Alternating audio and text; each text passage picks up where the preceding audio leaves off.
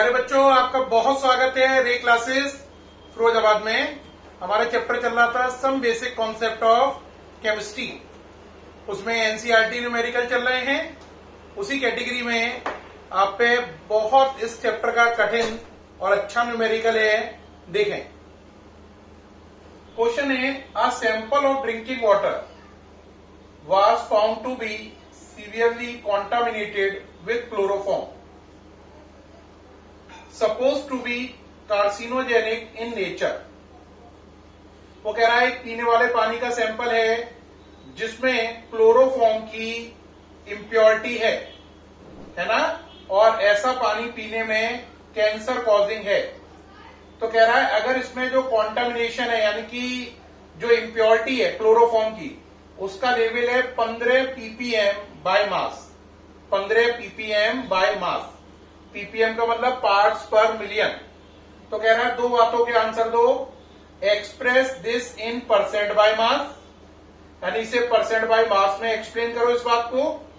दूसरा कह रहा है determine molality of chloroform in water sample. कह रहा है क्लोरोफॉर्म जो है उसकी मोलैलिटी निकालो इस वाटर सैंपल में। सामने से हट गया हूं, क्वेश्चन नोट कर लें जल्दी से।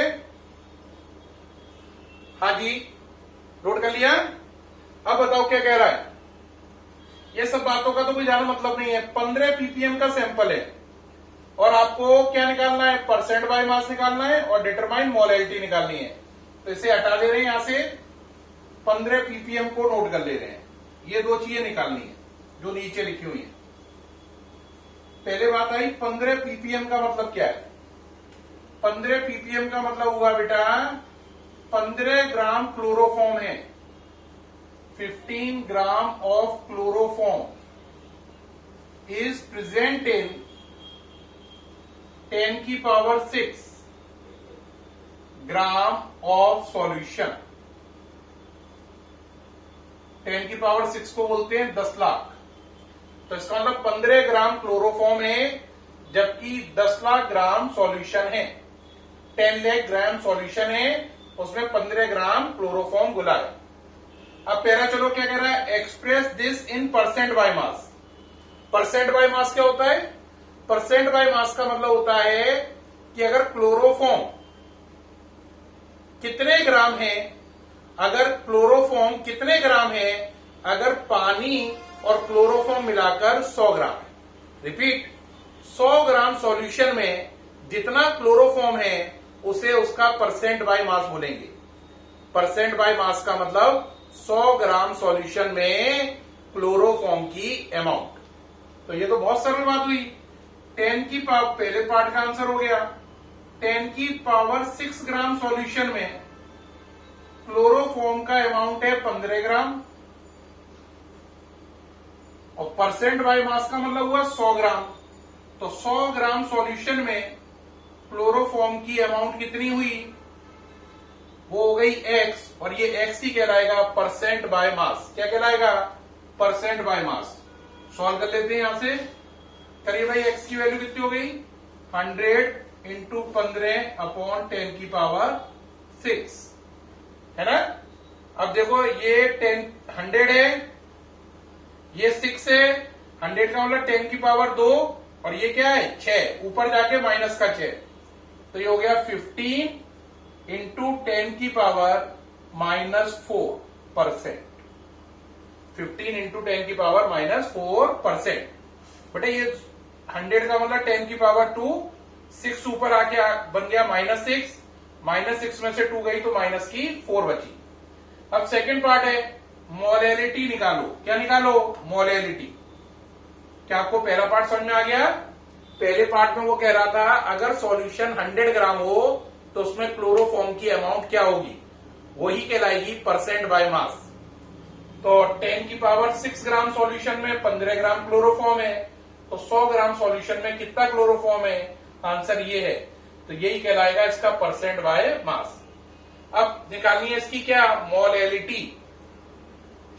मोलैलिटी का फॉर्मूला बताओ, WB into 1000 over MB into WA।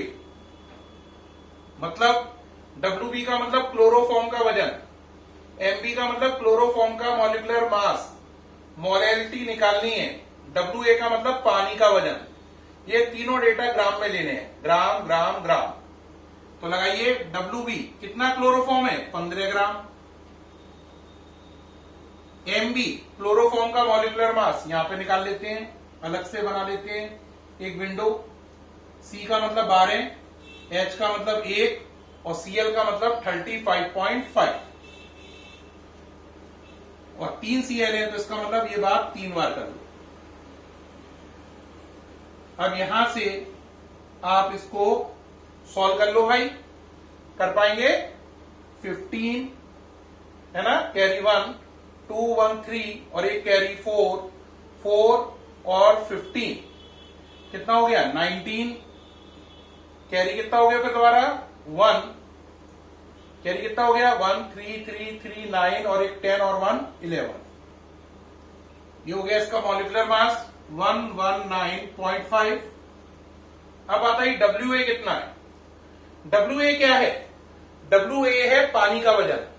देखो सोचो 15 ग्राम क्लोरोफॉर्म है 10 की पावर 6 ग्राम सॉल्यूशन में, इसका मतलब क्लोरोफॉर्म और पानी मिलाकर 10 की पावर 6 है, जबकि क्लोरोफॉर्म 15 ग्राम है।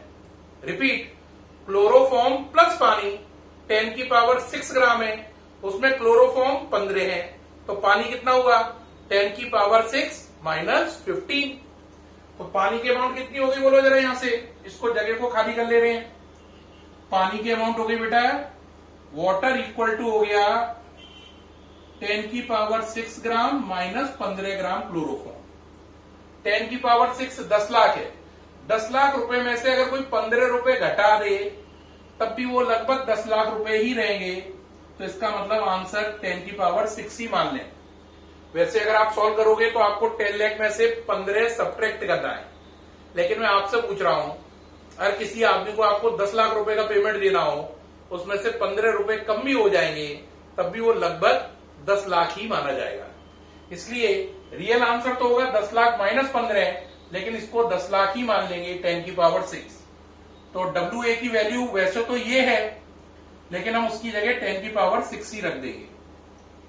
अब यहां से कोई दिक्कत ही नहीं है सॉल्व करने में, ये 6 है और ये 3 हो गई, तो ये बचा 15 इंटू 10 की पावर 3 ओवर 119.5 और सही कर लो 150 इंटू 10 की पावर 2 ओवर 119.5। यहां तक समझ में आ रही है बात? सॉल्व करिए भाई जल्दी से। एक मिनट, 10 की पावर 6 था ना, तो ये कितनी थी 3, तो ये बची माइनस की 3, माइनस की 3 बची ना, 10 की पावर 6 ऊपर आया, ये प्लस का 3 है तो 10 की पावर माइनस 3। अब 15 इंटू 10 की पावर माइनस 3 था, इसे 150 करोगे तो ये माइनस की पावर 4 हो जाएगी, है ना, माइनस की 4 हो गई। अब इससे इसको सॉल्व करना है, 150 में डिवाइड देना है 119.5 का, तो ये हो गया 1.255 10 की पावर माइनस 4। तो इसकी मोलैलिटी निकल आई, कितनी निकल आई 1.255 10 की पावर माइनस 4, ये निकल आई इसकी मोलैलिटी। ओके रहा? तो ये इसका निकल आया परसेंट बाय मास, ये इसकी निकल आई मोलैलिटी, और यही दो काम आपको करने थे।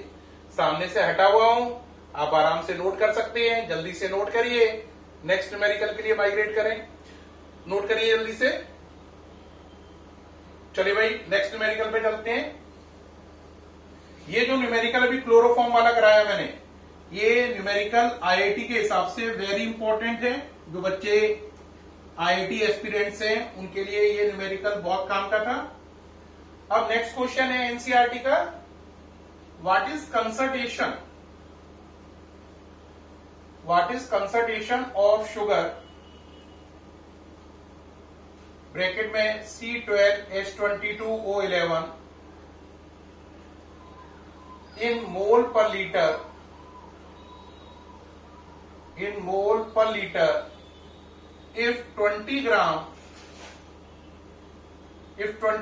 sugar, if 20 gram sugar dissolve in water,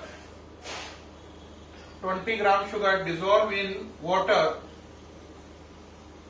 20 gram sugar dissolved in water to make a volume